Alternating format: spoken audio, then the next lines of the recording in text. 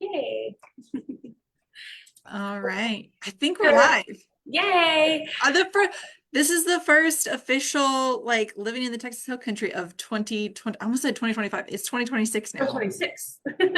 So now question, have you had to write 2026 and have you written the correct year? I did. I had to write a check Friday, actually. So that was what, the second? And I wrote the right date on the check. I did that too. I had to write a check yesterday and I was like 2026. So Good we're, job. we are off to an absolutely fantastic start to 2026 if we remember to write the correct year. Now, Right? probably next time I have to do it, it will be 2025. But good news is it's really easy to turn the five into a six. Yes, that is So true. that's the good news. Uh, but welcome everybody to living in the Texas Hill Country and our like we said, first episode of 2026. It's just gonna be Carly and I this afternoon. Oh gosh, nope, we're not off to a good start. I still can't get it right. It's So afternoon. close. It is the afternoon. But we are going to talk about wintering birds that are going to visit your bird feeders. We figured middle of winter, not much. I mean, it's been a fairly warm winter this year. It's kind of been weird. I've been watching the weather and they've been like, yes, this is like I think San Antonio was supposed to hit like a record high Yeah. potentially since like the early 1900s, but it's been a weird year. But I guess if I guess we just figured we would just try to embrace the winter because it was, as we were saying before we hopped on, it's like going to be 80 degrees in Yes. Uvalde, 80 degrees already in Johnson City. So I guess I'm going to talk about some birds today. I'm going to bird nerd out with y'all today. So I'm going to share my screen and I guess we'll kind of get started as to some common visitors you could get at your bird feeders. Okay, can you Yes. see my Looks screen? good. Perfect. Okay, so we're gonna go in alphabetical order because there must be some sort of order to life. And so all of these birds that I've gotten are actually off of a program from the Cornell Lab of Ornithology called Feeder Watch, where it's this big program where people literally sit every morning and watch their bird feeders. It's a great place. You can go get a bunch of information on birds at your feeder. You can break it down by different season, or sorry, not different seasons, different regions of the United States. So you can break it down by seed type. So I'm just going to walk through each of these different things, all of these different birds, talk about identifying characteristics. But we're going to start with the American goldfinch. So these guys, not super duper common, but I think these guys are really, really cute. So They're they're pretty like cute. they're itty bitty little dainty birds. Now, when you see these guys in summer, they look like the guy on the left. They're these like the males are these really pretty black and yellow, very, very vibrant little birds. However, during the winter, they get a little bit less showy, I guess you could say. So they're gonna look like the guy on the right. So if you ever search American goldfinch, normally you'll get pictures of this guy on the left, but right now they look like the picture of the guy on the right. So still those black and white, like really strong black and white wing markings, little bit of like yellow on the throat, but kind of just this overall little drab looking guy. The males and females kind of resemble each other during the winter months. Hmm. These guys will actually come into, they're very, I'll say picky when it comes to their seeds. So they like to eat thistle, which are these like itty bitty, like pin-sized seeds. And you actually get specialized feeders for these guys along with some other ones that I'll talk a little bit about later. Um, but yeah, these guys are really, really fun. They normally come in pretty decent sized flocks, like 5, 6 birds. So they're pretty social little things. Oh, my slide never wants to transition. Let's try now. Oh Ah, no. there we go. Okay, this guy. Carly, do you know what this guy is? Is that a robin? It is a robin. Yay. So before we hopped on, Carly, I was like, Carly, how much do you know about your birds? She's like, not much. And she named a couple of them off. And this was not one she named. I forgot I had this one. I was like, probably know this one. So this is one that growing up was not, so I'm from Pennsylvania. I think I've told you all this originally many times, but robins, American robins for me are a spring bird up on the East Coast. Like you always look for robins first sign of spring. That's the opposite down here. They're very, very common during the winter months. And you'll actually like, if you look up in the sky, they're like massive flocks. I'm talking like 100 birds like flying across the sky. So these guys are pretty easy. I would say relatively easy to identify for a lot of people. And they keep the same plumage. Males, females look exactly the same. So reddish orange breast, dark head, fairly decent sized bird. I would say probably about the size of like a cardinal versus that like lesser goldfinch, or excuse me, American goldfinch is probably going to be closer to like the size of like a little bit smaller than like a lot of the sparrows that we might see. Okay, this is one of my favorites. Oh, he's cute. So these guys are called black crested. Oh my gosh, this is actually a picture of a tufted. Oh, I did it wrong. I didn't look at the pictures close enough. So this is actually a tufted titmouse. Hmm. The one I was trying to show a picture of was a black crested. I failed on my bird stuff, but they look the same. The biggest thing is that so instead of having that, you see that like little black mark like right in between the eyes. With the Yes. black crested, that black goes all the way up that front little like tuft. Okay. So really not that big of a difference, but oh my goodness, I failed. Any of my fellow bird people that are on, I'm so sorry. This is a tufted, but supposed to be a black crested. Um, but I love these guys. Like they are very sassy, very chatty birds. These are very, very common bird feeder visitors, I would say. Um, they just, I don't know, they just have a lot of attitude, not super obviously like fairly, I would say drab, like gray, white with probably the prettiest thing is under their wings you may see this like rust pinky color kind of poke out. I think it's that little tuft that they have that and the attitude. I think that's the two main things that like I love these guys. Um, but yeah, okay. Carly, what's this guy? Ooh, that's my blue jay. Yeah, so blue jays. So this is one again that I grew up with, very, very common, fairly large bird. Again, very kind of like the black crested or any sort of a titmouse is they are very chatty, very vocal. They're not afraid to show themselves. Very social birds. You'll normally see like Hmm. two or three of them come out, but pretty iconic bird. I think a lot of people know this guy. Very vibrant blue. Then you have some white on the wings, very, very strong, what we call wing markings. So again, that white and black, the white belly. When they do get a little bit excited or irritated, they do have a little bit of a crest that'll kind of pop up. But these guys are pretty fun. They love peanuts. Pretty much all birds will come into peanuts.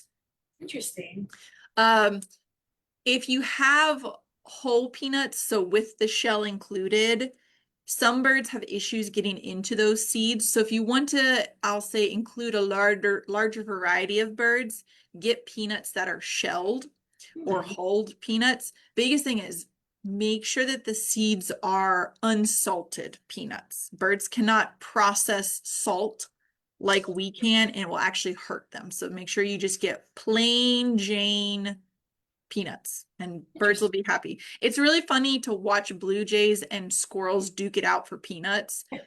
That was always my entertainment on a snow day is we put peanuts out and watch them, Fight you know, over fight over it because, I'm super cool like that. it. Um, okay. So So this guy, I have a oh, go question on ahead. the blue jay. I feel like most bluebirds get misidentified as a blue jay. So, like, you pointed out a couple of things, but I guess, like, what are the biggest things about a blue jay versus any other bluebird? So later on, I will cover Okay. another J that looks really, really similar. I would say the biggest thing with these guys is, I mean, their blue is like punchy in the face blue. Like it is Yeah. a very, very vibrant blue. They have these, like I kind of mentioned, like you see that kind of like, I guess you could call it a chin strap. I guess that's what Knee you want to strap. call it. But yeah, that those black markings on the face, very like prominent markings on the wings. Those are probably going to be the really big things versus so there's scrub jays. Those are probably the other ones that people would Hmm. get confused with a blue jay. I'll talk about those later because those are in the W's. We're in the B's. Okay. I probably should have like organized a little bit better and put birds that looked similar, but you know, hindsight. So, I but like I'm trying to think of alphabetical. other blue, quote unquote, blue birds that you would potentially see at a feeder other than scrub jays and blue jays. Because a lot of the other ones are going to be warblers and they're going to be a little bit smaller, and warblers don't Yeah. really like to come into bird feeders. Is there another blue bird that you're thinking of that I'm missing? Um, I was gonna say you can think about it. If you think of one, let me know. But I'd say this probably the size and just the fact that they are like very, very vibrant blue are probably going to be the two biggest things. okay. So brown-headed cowbirds are, for a lot of people, are going to be one of those birds that they don't necessarily like to have them at their feeder. First off, they're not super pretty, but when they come in like these massive flocks that just like completely wreck shop and like eat all of your seed in like 0.2 seconds. You got to go fill your feeder again. So the males, pictured on the left here, they have obviously a brown head, which can sometimes be, depending upon the lighting, can be really hard to see. So sometimes they look completely black. So if they're backlit, so the sun is behind the bird, they just look completely black. Hmm. So you're going to look for that really like heavy, thicker bill that's pointed on the end. The females look completely different from the males. The females are this really, we call it streaky. So they have all these like, little dashes across their body. But like I said, they normally come in these really large flocks. So you'll kind of see these two birds that look drastically different from one another, and they stick around for a while. So generally at some point you'll probably see that male and they'll shift just enough that you'll be able to see that brown head to Hmm. them. But again, pretty common one, and they pretty much eat just about everything. Everything. So yeah, there if you want to just attract birds in general, they're not hard to bring in. The Okay. streaky brown feathering, it kind of reminds me of like a brindle colored dog. Yes, that's a real yeah, that is a very good way to explain it. Yeah, is like yeah, it looks very brindly. It's just a lot. There's a lot going on. Yeah. For a female, there's a lot going on. Okay, this is probably another one of my favorites. This is called a, huh? He's very cute. I know these are Carolina chickadees. So I grew up with Oh, their counterpart, the black-capped chickadee, which look like remarkably similar. hmm. But these guys, a very, very small bird, probably about like a sparrow-sized bird, definitely smaller than a cardinal. Um, and black and white face. These guys have their song is like really easy to identify. It's not really technically a song, it's technically a call if you Hmm. really want to get technical. They literally say their name. They say chickadee dee. Oh, Hmm. interesting. Yes. Yes. So these guys are like really fun, they're fairly frequent feeder visitors. Obviously, you can see that really, really small beak. So it's pretty good at cracking open a lot of different seeds that you may have at your feeder. Cannot crack open whole peanuts, but if you put out some like crushed up peanuts, they could probably handle those guys. But I'd say these guys, there's not many other birds that you could get this one confused with. There are other chickadee species across the US that look relatively similar. But again, here in Texas, especially in the hill country, we only have Carolina chickadees. You got to go much further north to get black-capped chickadees, or like Colorado to get mountain chickadees. And okay, all right, we all know what this guy is. I don't know. Can you identify? Do you know what this one is, Carly? Um, I was gonna call it a crow, or when I was little, I called them Walmart birds because they were always at the Walmart parking lot. You're not completely wrong calling them a Walmart bird. So we I guess call it's these not are a real crow, right? No, so these are technically considered to be blackbirds. So they're Oh, okay. related to like brown-headed cowbirds, red-winged blackbirds, all very closely related. This is a common grackle. or a Walmart bird. That's what I'm gonna petition them to be called Walmart birds or That's what I've HEB. always called I them. think Walmart bird rolls off the tongue a little bit better than HEB bird because they're Yeah. also there. Though I think pigeons are more of like an HEB thing. Yeah. But I digress on that one. So grackles, there's a couple different species of grackles. So you got common grackle, you got great-tailed grackle. Great-tailed grackles are the ones with like the massively long tails that you'll see, and then you'll hit a point where like all of a sudden they don't have a tail because they're molting out their tail and they just look like a hot mess express. But so these guys actually have like a bit of like an iridescent look to them. I don't know if you can see in this picture, but their head is kind of like that iridescent, like really dark, like purpley blue color. And then their body is just sort of this like black color. So the males in the sunlight have this like that really pretty like iridescent coloration to them. Again, these are relatively large birds, so larger than a cardinal. They are what we call gregarious, so they are very social birds. They like to hang out in groups. So if they do come to your feeder, they'll probably come in a flock. You probably won't get these guys at your feeder unless you're actually like in the center of town. I would say if you're probably on the outskirts, you might not get too many common grackles at your feeder. Okay, I keep saying I have a lot of favorites. This is another one of my favorites. So this is called a dark-eyed junco. Hmm. And these guys actually come in across the United States, come in a couple of different what we call color morphs, meaning it's the same species of birds, but they just look slightly different. So like a couple weeks back, when we had discussed exotics and had discussed fallow deer coming in like Oh, yeah. chocolate and spotted and white, all the same species, just slightly different colors. It's kind of like a dog. Like we have different breeds of dogs. Like you got a chocolate lab. I don't know. Yeah. Are chocolate, I guess they consider them all the same breed. As I say that, I guess they're all the same breed. They're just different colors. Yeah, but when people buy them, they say chocolate lab, yellow lab. So, Maybe that wasn't a good example. Same thought process though. But yeah, so these guys come in a different, like I said, color morphs, but this is a pretty common one we have down here in Texas. So very, very dark head, this very light colored bill that actually stands out pretty well. Like you're just like, oh, that beak is really, really light in color. These guys are actually related to sparrows. So they are about a sparrow-sized bird. They do come into a wide variety of different seeds. So these guys are fairly easy to attract. I've never been able to get them to come to my yard.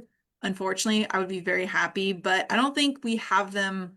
They're not super common down here in like the Uvalde area, probably a little bit more common up in the hill country. But yeah, not too much in the way of like defining characteristics. Probably that dark head and that light beak is going to be pretty easy. But these guys stick around at the feeder a long time, so they do generally give you a pretty good length of time to sit there with your binoculars with the field ID guide and figure out what they are.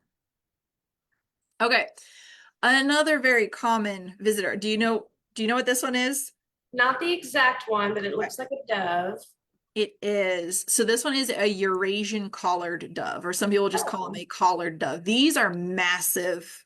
These are probably going to be, I would argue, probably one of the bigger birds that you're going to have come into a feeder. They'd probably be a little bit, they're definitely going to be chunkier than a lot of the jays that you would have come in. I would say probably body wise, yeah, they're probably going to be a little bit bigger than a lot of your jays. Um, but defining feature is going to be that collar at the back of the neck, and it's going to be the biggest bird. These guys don't really necessarily perch on feeders unless you have a special, I'll say a specialized type of feeder, just because they are so massive. So they would actually need a feeder very similar to this water dish that they're perched on. That's called a platform Hmm. feeder. Um, so just something very, very open. They can't really perch on anything with like with pegs on it, like the feeder behind it. This bird would not be able to perch on that. So they'll mostly be found on the ground. They'll come in like two, three, four birds. They're not super social, but they do come in a couple of different groups. Fun fact about these guys is you can legally hunt them 365. So if you're like itching Oh, for some like food, you can, as long as you are in safe shooting yeah. conditions, not in the center of Disclaimer. town, no BB guns, no pellet guns, you can actually harvest these guys all year round because they are an introduced, aka exotic, aka invasive species. So, fun fact. I've never actually eaten one, but I would actually I like was to, gonna ask, do they I would eat try like a one. regular dove, like a white wing? I think they would. I think they would eat. These guys are normally like found around people all the time. So you go dove hunting, they're normally not ones that you see. So I have yet to actually like harvest one and actually try to eat it. But I think these are actually, I would imagine they'd be pretty similar to like a morning or like a white-winged dove. I would You'd think imagine. so. I was mission, harvest Eurasian collared dove, see what it tastes like. Okay. These are another bird that are very, very common around sort of around town. These are European starlings, or some people just call them starlings. Oh, I've heard of These, that one. yeah, so these guys are honestly kind of they are mimics is what they are. So if you are hearing like several different bird calls at once and you're like, wait, that's all from coming from one direction. Could be a northern mockingbird or it could be a European starling. These guys are pretty good at mimicking other birds. Interesting. Just, I would say this one is a pretty distinguishable one because they have, again, you can see in this picture like that iridescent color to it, and that's all over their body. And then that like those feathers closer down to their belly that are like tipped in that like creamy buffy color. These guys are very social, so they do hang out in relatively large flocks. Much like a dark-eyed junco, they'll pretty much eat just about anything. There's not too many things that they cannot and will not come into. Okay, now, so we have a house finch. This is one that the males and females look completely different. So those females very much, so the female is the one on the right-hand side of the screen. And they are the ones that they very much are like a brown-headed cowbird in the fact that those females are very streaky, especially on the breast, so that like brindle color. Hmm. Biggest like difference between a brown-headed cowbird female and a house finch female is you're going to look at that beak. So that beak is like really, really thick, chunky, but it's like really short compared to a brown-headed cowbird is going to be a little bit, it's still going to be chunky, but it's going to be a little bit longer, a little bit more pointed, like dagger like basically. Mm-hmm. But on top of that is fortunately house finches come in groups. They are social birds. So you'll probably get a male house finch together with a female house finch. But those males do have that red. Now, I have found it very much varies from region to region how vibrant that red is. I would say probably here for like the hill country, South Texas, I would say this bird right here is maybe just like a hair more vibrant. The Mm. red around the birds around here tend to be a little bit more, I'll say muted. So it's not quite as like vibrant red, but it's still enough that you're like, oh wait, that's red. But sometimes they can even look like almost pink rather than Oh, red. interesting. Yeah. So these guys will come into thistle feeders. So they'll come in like the American goldfinch that we first talked about. They'll come into those feeders. They're seed crunchers, like anything with a hard shell, they don't have a problem with it. But they are pushed off very easily by other like so like brown-headed cowbirds, grackles. These guys will kind of vominos if those guys are in the area. Why colored birds like that, why are they a little bit more muted in our area? Is it like a camouflage adaptation? So there's actually, you're going to test me, and I cannot Yeah, I'm remember for certain the to life not of me. ask. So no, it's a great question. There's actually like a theory, and I can't remember. It's named after some scientist of some kind. But actually, that is a phenomenon where if you have like a species of bird that has a wide distribution across the United States. So house finches are a really good example of this. Is in areas where you get a lot of moisture. Okay. They will actually be more vibrant in color versus in areas that are more arid or dry. Their coloration tends to be a little bit more on the muted side of things. Okay, that makes sense. And I'd have to look it up. And again, this is something I learned like, oh gosh, it's been over like 10 years now since I learned that. But yeah, there is actually a theory. And you can, if you go, I think meadowlarks are another good example of this, but a lot of like museum collections, if y'all ever want to like geek out and nerd out, and go to like a museum collections, they literally you can look at a bird from like the East Coast or I don't know if it'd be quite as drastic from like Dallas to down here, but yeah, you go further north where there's more rainfall and compare it to somewhere like Arizona, like somewhere that's more arid than here, they're gonna look different, a little bit different. Hmm. But no, that's a great question, Carly. Gold star for you. Thanks. Okay, so now we have our house sparrow. So not a house finch, a house sparrow. These guys are also one of those that is very, very common. They'll show up in Walmart or HEB parking lots, hopping around like getting, you know, dropped French fries and whatnot from the car. So these guys, the males have that really, really striking black throat that goes down into the chest, and then they have that like rusty color that kind of goes up here. The females are, as most females are in most species, are very what we call drab. There's not much going on there. Um, like I said, fortunately, is these guys, like a lot of other birds I've talked about, they are very social birds. So you'll generally see a female probably close in proximity to a male. So you'll see some similar characteristics. So that's one really easy way to identify. These guys will pretty well come into anything, enjoy any types of seed that you will put out for them.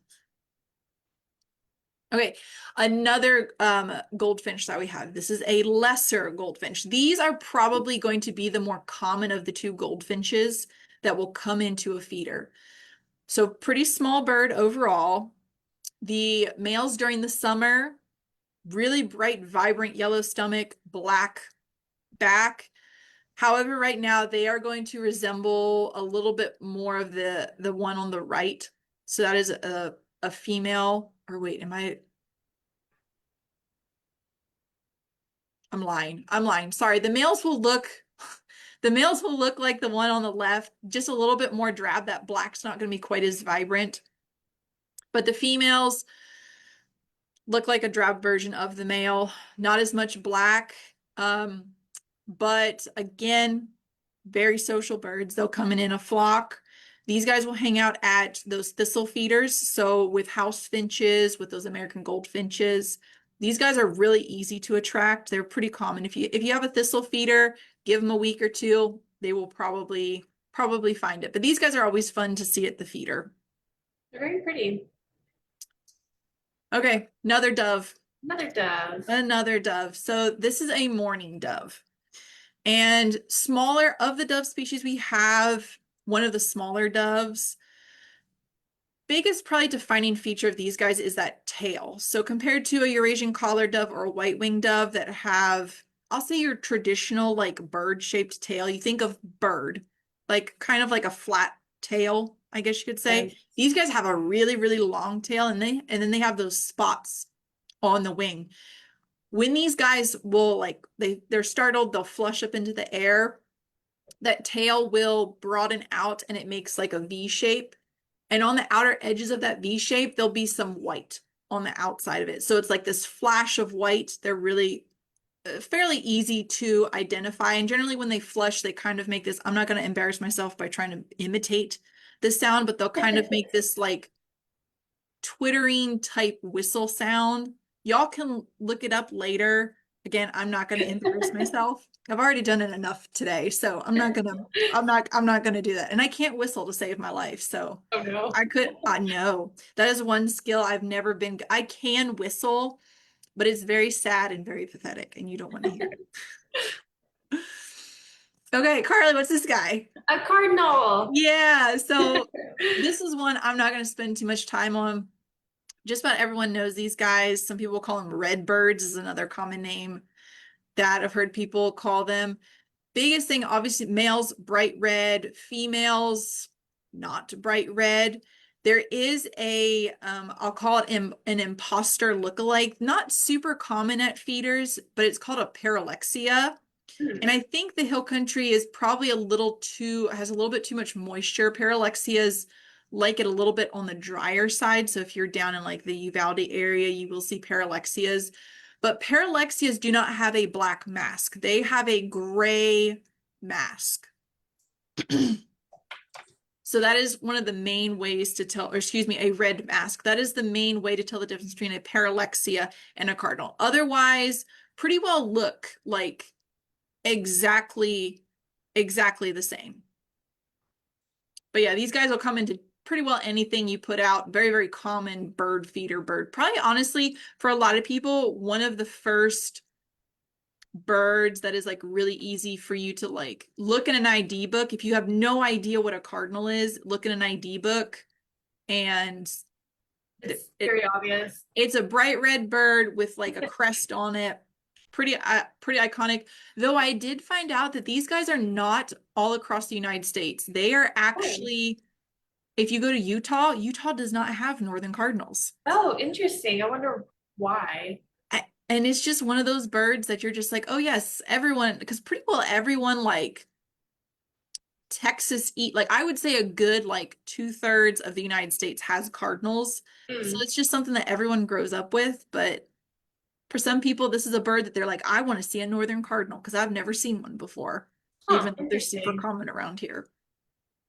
Okay, do you know what this one is? Carly, if you don't know what this is, I think you're gonna have to lose like your Texas ID card I because was gonna say that is our Texas state bird, the mockingbird. I almost said cardinal because we're just on cardinals. yeah, so northern mockingbird, this guy, really honestly, overall ID wise, like there's not much going on with these guys. They're just this overall gray color. But if they do fly, you will see this like flash of white on the wings, which is supposed to be to like help startle prey up, as well as predators.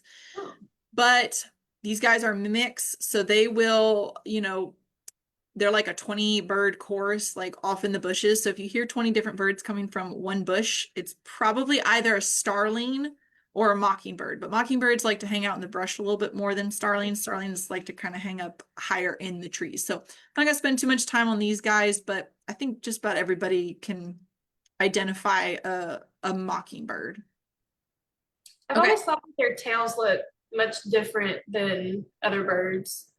Yes, no, and they have really, honestly, like proportionally to their body, they have a relatively long tail, Mm, which does make them, it can be also a defining characteristic, is just a very, very long tail for their body size. sure. So this is one that it's not super common, but you can get them coming in. So this is called a pine siskin. And just like, so this is a finch. So they will come into those thistle feeders. Honestly, looking at it overall, they're again, like I keep calling them drab, but this is what they look like all year round. The biggest thing is you'll see that flash of yellow on their wings, but they're pretty, again, streaky overall.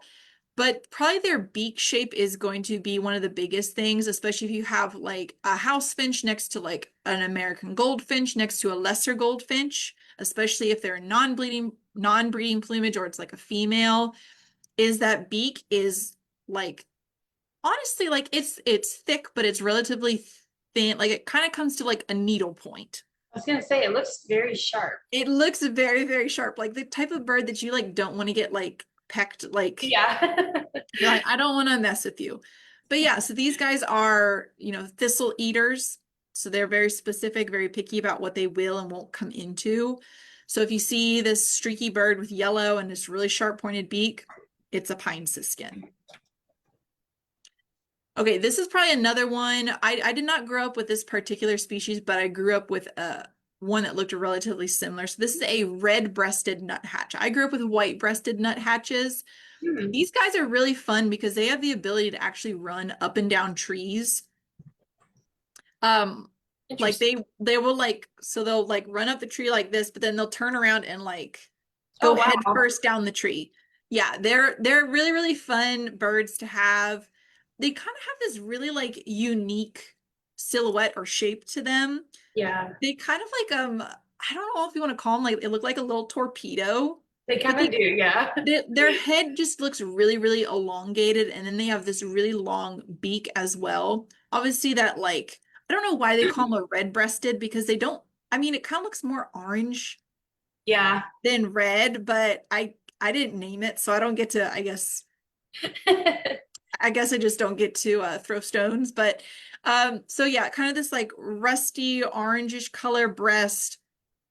Probably those face markings are the biggest thing is that red, or excuse me, red, black and white streaking on the face. But you'll see these guys on trees, they'll kind of come into a feeder real quick and then leave. They don't hang out for a super long time. But they are, if you're in a, I'll say a fairly heavily wooded area, these guys are fairly common.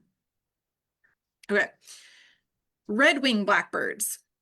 So another blackbird that we have. So Pretty. the males black with that red and yellow wing patch. Females just like a brown-headed cowbird. They honestly look really similar to a brown-headed cowbird female. Relatively similar in size to a brown-headed cowbird, but I would say their beak is probably a little bit sharper. But again, I'm trying to think. I'm sure there are instances where you'll get a red-winged and a brown-headed cowbirds in a feeder at the same time. But I would say you're probably going to have one or the other, not to both, especially if you have a lot of water in the area. Red-winged blackbirds are pretty synonymous with like ponds. You can see this guy's perching, this male on the left picture is perching on what's left of a um uh cat of nine tails. Wait, cattail. Is that what they're called? I tell, yeah. Yeah, cattails, like cat of nine tails. That's something completely different. Cat of nine tails, something completely different. Yeah, the cattails. So if you have like a pond or something, you probably have red-winged blackbirds. These guys are fairly obnoxious, I would say. The males have this very distinct call. It sounds to me, it sounds like they're saying conklery, and it's like this really shrill. Mm. It's not pretty. It's not pretty. Y'all just need to listen to search a red-winged blackbird call. It's not pretty. You'll never forget it. It's definitely one that you learn and never forget. I'll have to look it up after. Oh, it's beautiful. Make it your ringtone. Okay, this is one that I really like to see at feeders, and it's a sparrow. So it's called a white-crowned sparrow. And that red, oh my gosh, I need help with my colors, Carly. I really do. The black and white markings on top of the head, it's called a white crowned sparrow because it has white going down the crown. And these guys honestly stick out like a sore thumb. They're pretty comfortable, like hopping around on the ground, foraging like under a feeder, from what other birds like cardinals and stuff will kick out of the feeder. They do come in like relatively small groups, like, 4 or 5 birds that'll hop around on the ground.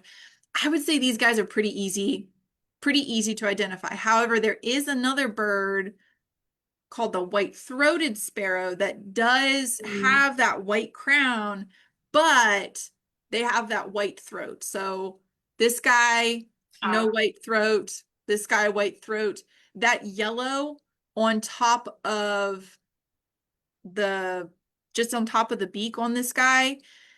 This one's a pretty vibrant one. Probably in the winter months, it's going to look a little bit more. I keep saying the word drab. It's probably not going to be quite as vibrant. It's going to be a little bit more of a duller yellow, but that white throat is going to be probably the biggest identifying feature between a white crowned and a white throated sparrow. Okay, we're almost, y'all, I almost promised we're almost done. I think I have like maybe two more birds, three oh, more birds. Okay, this is ooh. this is our last dove. Do you know what it is? No, I don't. This is a white-winged dove. And can I tell Oh, you I've that never noticed try their eyes. trying to find pictures of white-winged doves sometimes is they literally give you a white, like the domesticated, like Oh yeah, like a the magician doves where they're yeah, like like the all wedding white. dove. Um, but yeah, so white-winged dove, yeah, these guys actually have a really pretty face if you like get if you can get this close to them. But so yeah, that when they are perched, biggest thing is that like leading edge of the wing is going to be white. They are bigger than a mourning dove, smaller than a Eurasian collared dove. You can see that tail on this guy is a lot shorter than that mourning dove, not as pointed. And then when they fly, you'll see that white on their wings, on Yeah. the what we call the trailing edge of their wings. So like all these feathers here, you'll see that white on them. Okay. So this is called, technically it's called a Woodhouse's scrub jay. There are several different they're technically not subspecies, several different species of scrub jays that we have. There's like California scrub jay, a Florida scrub jay. We have the Woodhouse's scrub jay. So we had talked about blue jays. Yeah. So you can see that this guy, they're blue, but they're blue mixed in with gray. Yeah. That's a really distinct difference with the blue jay. Yes. These guys will come in family groups just like a blue jay will. These guys are probably a little bit more, I'll say, social than a blue jay is. Blue jays will come in one, two. These guys will come in groups of like three, four. And I mean, they don't really have like the crazy head plumage that a blue jay does. But, you know, that blue, again, not as vibrant. They don't have those strong markings. They're just kind of gray and blue overall. These guys will pretty well come into just about anything. They really love peanuts. But they'll come in for, you know, sunflower seeds, all that fun stuff. I would love to have a scrub jay come into my yard, but we have more down here. We have blue jays and we have green jays. So Ooh. that's kind of our trade-off. I've yet to have a green jay come into my feeder, but I know we have them in the Now that I've yard. seen one. You've never seen a green, do you know what a green jay looks like? No. Oh, I don't know. You're gonna have to look it up. Green jays are Ooh, really, no, I've never seen one yeah, of those. green jays are beautiful. Very pretty.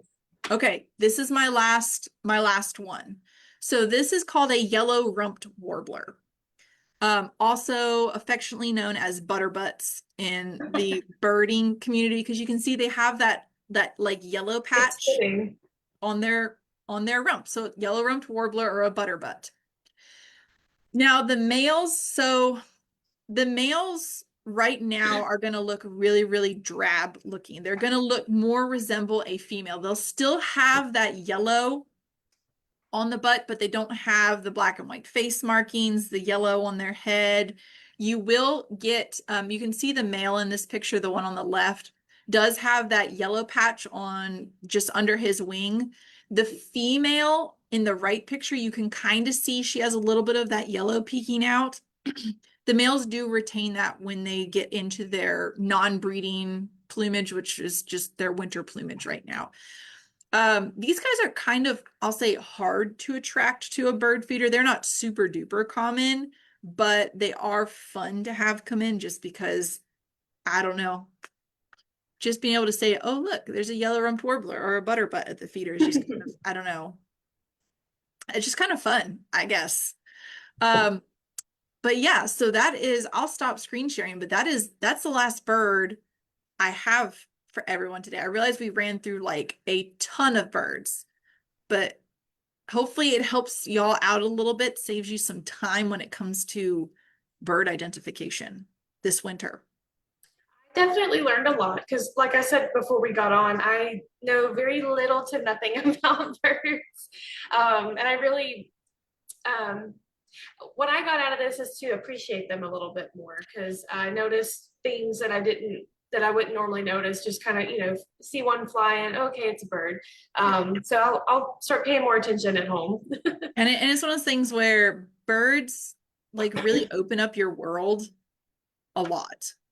Like it's one of those blessings. I hate to call it a curse, but sometimes it's one of those things where you're constantly like you're just out and about and I mean, birds are everywhere. You go to Yeah. Walmart, there's birds. Yeah. You stop at a light, there's a bird somewhere. These birds are flying across the road. Like they are really and truly everywhere. It's hard to avoid them. Yes.